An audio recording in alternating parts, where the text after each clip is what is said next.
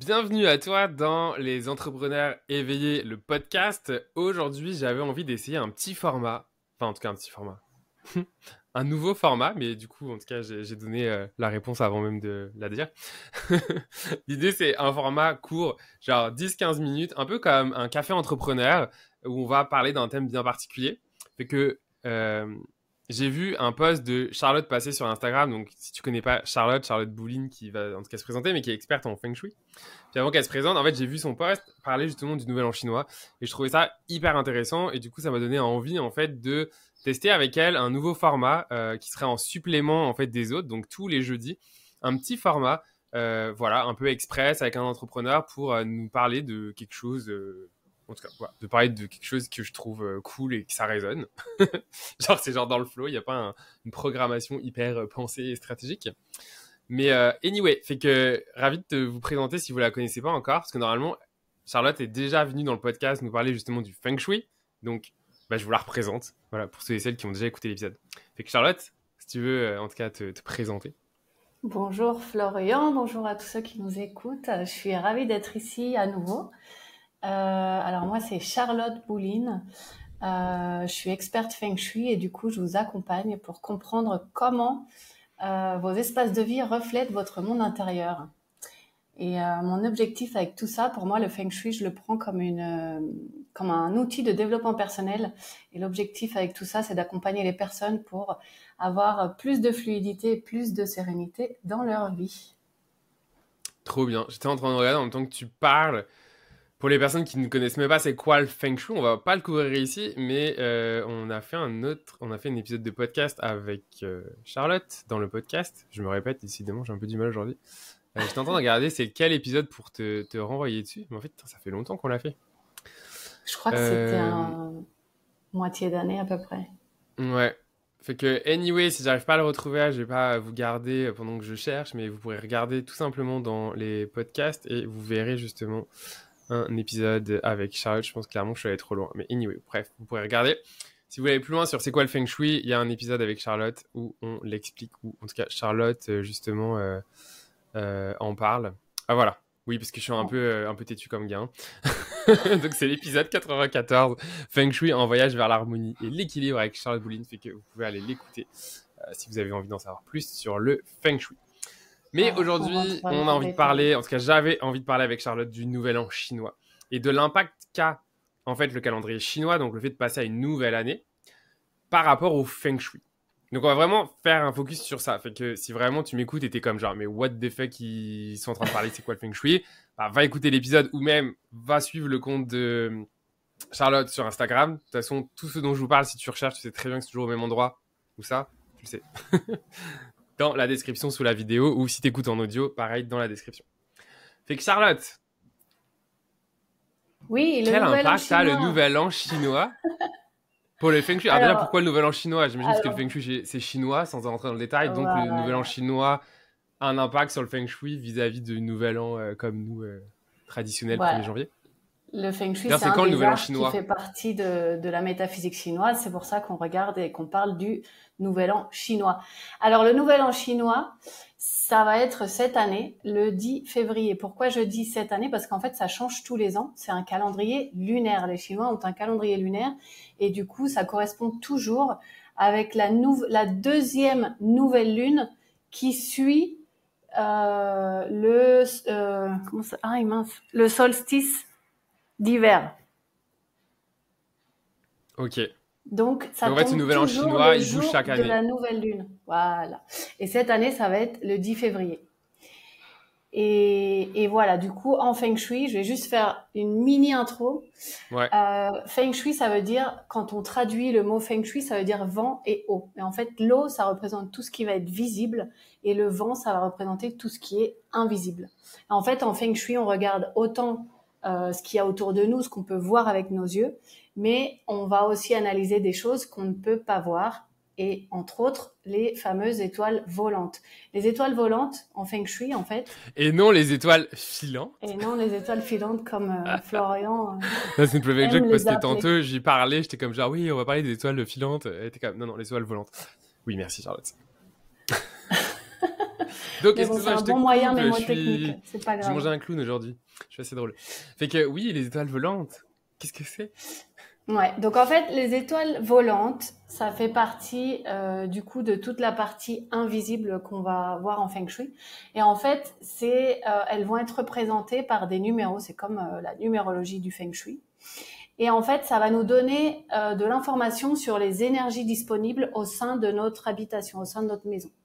En fait, on va diviser la maison en 9 secteurs et dans chacun des secteurs, on va retrouver une étoile volante. Et cette étoile volante, du coup, va nous donner de l'information sur l'énergie disponible dans chacun des secteurs de la maison. Donc, si je comprends bien, Donc, Charlotte, ça veut dire qu'imaginons, moi, mettons, je t'ai vu en Feng Shui et tu m'as fait le plan de ma maison avec mon Feng Shui. Enfin, en tout cas, on a fait ce qu'il fallait. Ok, ça, on l'a fait exactement. ensemble. C'était en 2023. Là, on arrive en 2024. Fait que ça veut dire que les différents numéros que tu m'as donnés de mes maisons, de ce que je veux faire, ils changent, c'est ça? Et c'est quoi l'impact du fait qu'ils changent? Ouais, alors c'est une partie, quand on fait toute l'expertise de Feng Shui, on voit énormément de choses. Les Mhm. étoiles volantes annuelles, parce que là on est sur les étoiles volantes annuelles, c'est une partie de toute l'expertise. Donc ça veut pas dire que l'expertise elle va complètement changer d'une année à l'autre, ça veut pas dire qu'il faut Ok. changer complètement notre maison d'une année à l'autre, non. C'est juste quelques petits détails. Mais en fait, ça va être super intéressant parce que ça va nous permettre de nous concentrer sur ce qu'on veut de notre année. Donc c'est super important avant de faire ce travail-là d'étoile volante, de savoir ce qu'on veut achieve, comme on dit, ce qu'on veut Attendre. réussir ou atteindre dans notre année. Parce qu'en fait, en fonction de nos objectifs, on va activer certaines étoiles ou d'autres étoiles. Ok. Je sais pas Pour les personnes qui si vous me comprennent suivez. pas, je sens qu'il y a besoin un peu de clarifier. Oui. Concrètement, enfin Alors, concrètement, concrètement, on est d'accord qu'en peu de temps, on peut pas vous faire un cours sur le Feng Shui là, mais ouais. concrètement, j'ai fait ma maison, donc ma maison elle est divisée en 9 secteurs, c'est ça? Voilà, en fonction des points cardinaux. Donc, on va parler, En par fonction des exemple, points cardinaux. je sais pas, du sud-ouest. Ouais. Donc, le sud-ouest, en 2024, on va avoir une étoile qui va être l'étoile la plus favorable de l'année. Parce qu'en fait, c'est l'étoile Je te 9. pose, je te pose juste. Est-ce que chaque secteur a forcément une étoile? Tous les secteurs ont des étoiles. Ok, tous les étoiles, tous les secteurs ont des étoiles. Ok. Voilà. Et Donc, donc en il n'y en a fait, que au certaines qui sud-ouest, changent en fonction de la nouvelle année, c'est ça? ouais. Donc, à partir du Ouais. 10 février, Ouais. ces étoiles, elles vont changer. Les étoiles annuelles, elles vont changer. Ok. Donc, qu'est-ce que ça veut dire en fait concrètement? Ça veut dire que si je ne change rien, je vous rappelle que moi, pour moi, le Feng Shui, comme je le pratique et comme, bon, bref, le Feng Shui, ce qu'on fait en Feng Shui, c'est de comprendre ce qui se passe dans notre environnement et comment ça nous impacte. Donc, en fait, si on continue à faire la même chose tout le temps, quelque chose qui a fonctionné pour nous l'année dernière, elle va pas fonctionner forcément pour nous l'année prochaine. Et en Mhm. fait, c'est ce que les étoiles viennent nous expliquer parce que les énergies changent. La vie est en permanent mouvement. En fait, les étoiles, c'est le concept du temps en Feng Shui et dans la métaphysique chinoise. C'est l'expression du Ok. temps et des changements qui arrivent dans la vie. Donc en fait, on peut pas. Enfin, les personnes, elles ont dû déjà s'en rendre compte. On peut pas. D'ailleurs, on n'est pas la même personne nous non plus. On évolue. Donc tout est en constante évolution Ouais. absolument tout le temps. L'exemple Donc que en ça fait, me donne à donner, juste je te pose là, en fait, et tu vas me dire si j'ai raison ou pas. Parce qu'en fait, c'est comme s'il y avait une dimension d'astrologie dans le Feng Shui. Et ça me parle, tu sais, comme quand on fait notre révolution solaire en astrologie, c'est que finalement, il y a des choses comme qui bougent par rapport au système solaire dans la nouvelle année. Et j'ai l'impression que là, dans le Feng Shui, est-ce que c'est comme similaire? C'est qu'il y a des choses qui bougent, puis qu'on doit regarder exactement. finalement par rapport à ce qui bouge. Ben, est-ce qu'il y a des opportunités? Ou est-ce qu'il y a des choses justement qu'on doit venir adapter? Ouais, en fait, il y a un concept qui s'appelle la trinité cosmique. Et en fait, la trinité cosmique, ça va décrire 3 formes de chi ou d'énergie. Le chi en chinois, c'est l'énergie. Donc Ouais. on va avoir le ciel, la terre et l'être humain. Donc le ciel, c'est ce qui Ok. va représenter justement tout ce qui est hors de notre contrôle. Donc ça va représenter l'énergie qu'on va pouvoir lire par exemple en astrologie. Ok. Mais c'est quelque chose sur lequel on ne peut pas avoir on n'a aucun contrôle. Ensuite, on a l'énergie de la Terre. Et en fait, c'est tout ce qui nous entoure. Donc là, ça va être les paysages, ça va être nos espaces de vie. Et c'est là, en fait, qu'on va pouvoir comprendre les étoiles volantes. C'est l'énergie disponible dans le lieu de vie. Et ensuite, on a l'être humain, donc la troisième pointe du triangle de la Trinité cosmique. Et l'être humain, en fait, c'est ce que ça veut dire, c'est que nos résultats vont dépendre aussi, donc, de l'énergie du ciel, de l'énergie de la terre, mais ils vont dépendre aussi de nos croyances, de nos décisions, de nos choix, etc., etc. Donc, en fait, tout ça est lié. On est toujours lié. Et ce qu'on recherche en Feng Shui, c'est d'être au bon moment, donc en fonction de l'astrologie, de se trouver au bon endroit, c'est-à-dire un endroit qui va pouvoir potentialiser ce qu'on veut atteindre dans notre vie, et faire ce qui est juste. Parce qu'évidemment, c'est pas magique. Donc, même si on a les bonnes étoiles et même si on vit dans un endroit équilibré, il faut quand même qu'on passe à l'action.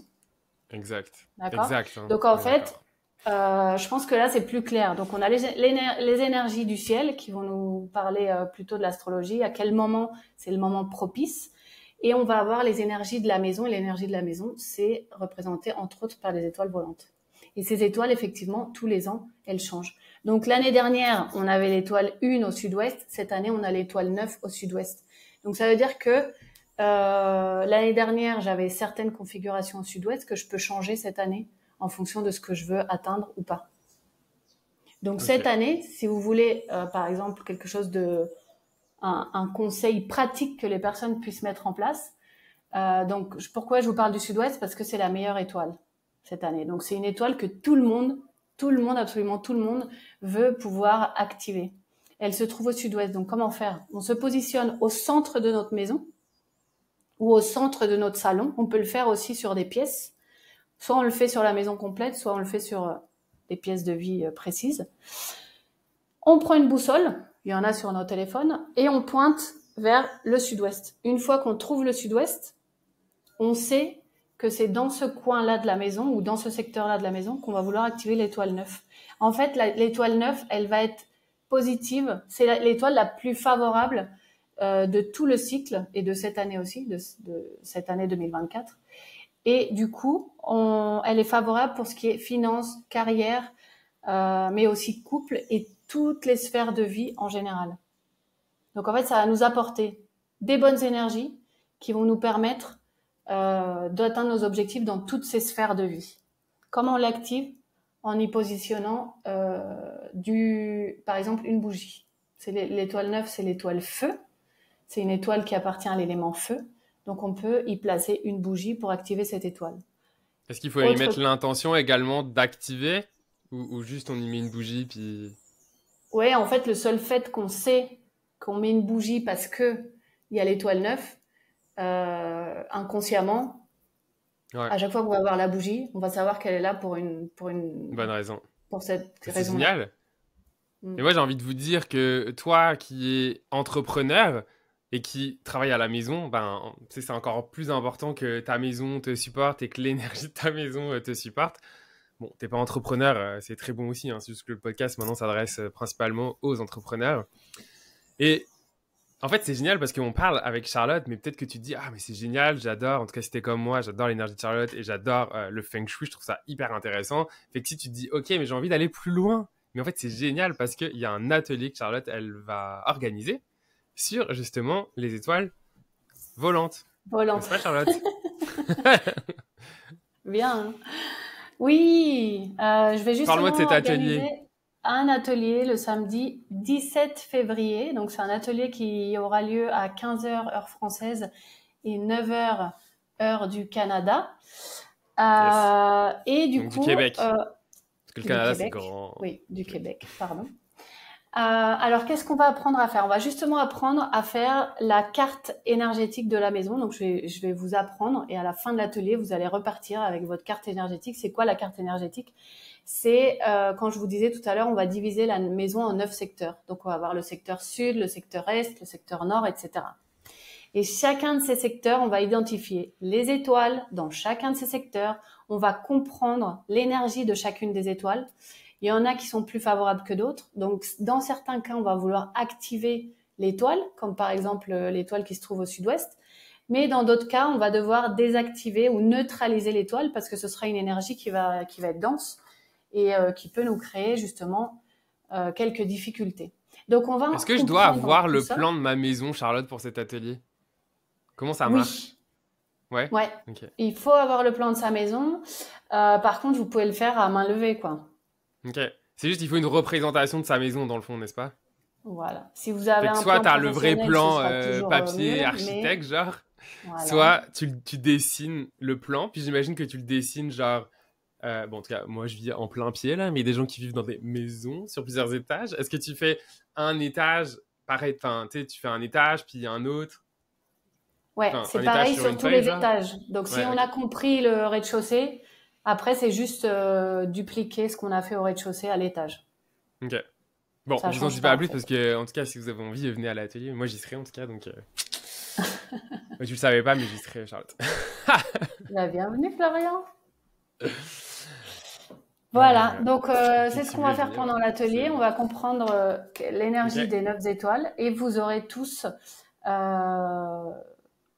vous saurez tous comment neutraliser ou activer les étoiles selon vos objectifs de l'année. Ok, fait qu'on repart avec finalement notre plan, chaque zone avec les chiffres, puis du coup les étoiles filantes et voir justement qu'est-ce qu'on a activé et à neutraliser. C'est ça? Voilà. Et du coup, vous aurez le plan de votre maison, les 9 secteurs de votre maison et normalement, vous devriez comprendre un peu mieux ce que je vous raconte sur Instagram une fois que vous aurez le plan de votre maison. Trop bien, j'adore. C'est génial. Puis du coup, si je veux m'inscrire, comment ça se passe? Est-ce que les gens ils doivent t'écrire? Enfin, comment ça marche pour s'inscrire? Ouais, vous pouvez m'écrire soit sur Instagram, soit sur WhatsApp. Ok. Bon, moi je vais vous mettre le lien Instagram en dessous. Comme ça, je vous perds pas, juste à un seul place, puis comme ça, vous pourrez aller écrire. Et puis de toute façon, j'imagine que tu vas communiquer. Ouais, t'auras communiqué hein, quand. Voilà, t'auras communiqué la veille. Parce que nous, on anticipe, hein, l'épisode est enregistré en amont.